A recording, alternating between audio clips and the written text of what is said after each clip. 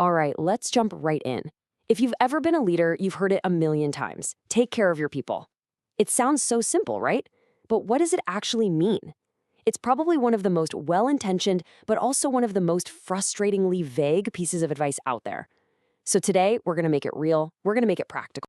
You know, this quote from General Norman Schwarzkopf is legendary. It's the kind of thing that gets repeated in boardrooms and on shop floors everywhere. It really is the core mission of any leader. But here's the problem. It's a command that comes without a user manual. It tells you what to do, but it totally leaves out the most important part, how you're supposed to do it. And that's the big question, isn't it? What does this look like day to day? How do you go from a nice-sounding slogan to something you actually do? Actions that make a real difference for your team. Well, that is exactly what we are going to unpack right now. So to figure out how to take care of people, we first have to understand what people need to really thrive at work. And I'm not talking about the surface level stuff like beanbag chairs or free snacks. It goes so much deeper than that. And to show you what I mean, let's talk about a real story, about someone we'll just call Taylor. So Taylor was basically thrown into the deep end. She got a brand new high-visibility role with a ton of pressure to get results fast. And those first few months, they were brutal. She honestly felt like she was drowning. But here's the thing. In the end, she absolutely crushed it.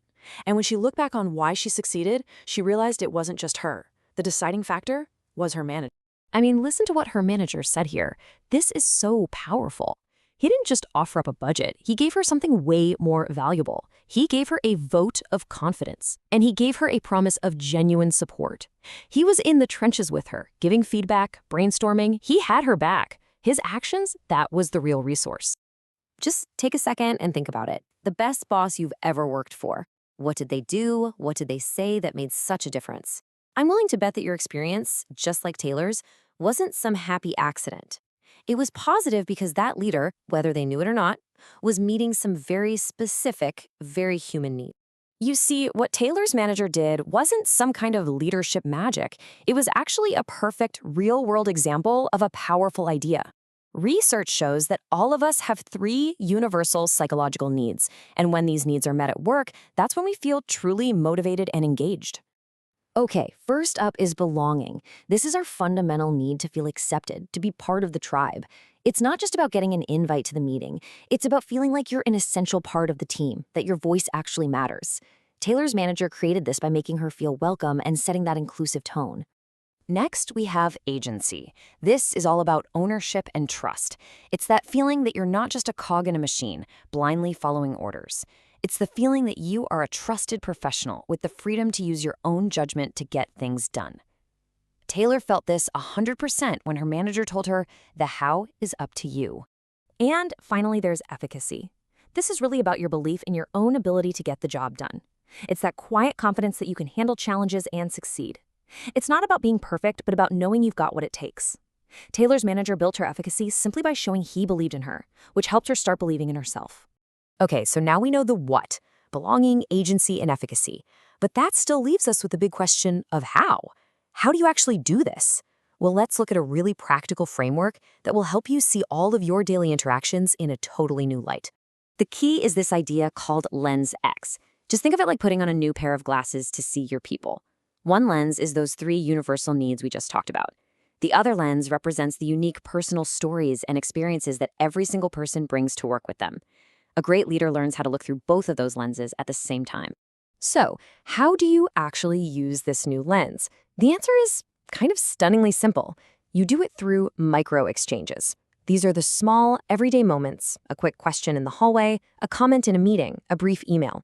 These little interactions, they are the single most powerful tool a leader has for taking care of their people. And this right here is where the rubber meets the road. We're going to look at some super clear do versus don't examples, and you'll see how these tiny little shifts in the words we use can have a massive impact on whether you're building up or tearing down someone's sense of belonging, agency, and efficacy. Okay, let's start with belonging. Imagine saying, your input at that last meeting was great. It helped me see the issue differently. That one sentence makes a person feel seen, heard, and valued. The alternative, saying nothing, or even worse, dismissing them, is like a wrecking ball to their sense of belonging. Here's another really powerful one. Just asking, Hey, just checking in. How are things going for you this week, really? That little word really opens the door for an honest conversation. Compare that to something like, are you done complaining or do you have more excuses? That doesn't just shut the door, it slams it shut, telling them their concerns are just noise. Now, let's talk about agency. A leader who fosters agency might say, here's the goal, and here's why it's important. The how is up to you. I trust your judgment. Wow, that single statement builds trust and empowers people. The opposite, you don't need to know why, just do it. That treats people like robots and absolutely crushes their sense of ownership. This one is so critical for agency. Asking, what obstacles can I remove for you? It shows you're on their team, that you're there to help them succeed. But saying, I don't want to hear problems, just solutions, figure it out, well, that tells them they are completely on their own. All right, on to efficacy, building that confidence. A leader can say, I saw how you nailed that inspection last month. I have full confidence you can lead this one. You're tying a new challenge to a past success. The destructive version, remember what happened last time? Try not to mess it up again. That just fills them with anxiety before they even start. And maybe the most important micro-exchange of all is how a leader handles a mistake. After a slip-up, saying, this is a setback, not a failure, what did we learn, frames it as a chance to grow. But saying, this is completely unacceptable, that frames the mistake as a permanent character flaw, which is just devastating for morale. So look how far we've come. We started with that vague command from General Schwarzkopf. We unpacked the 3 core needs, and now we have these concrete, everyday micro-exchanges. The real power to take care of your people isn't in some grand, heroic gesture. It's in these tiny, intentional, everyday moments.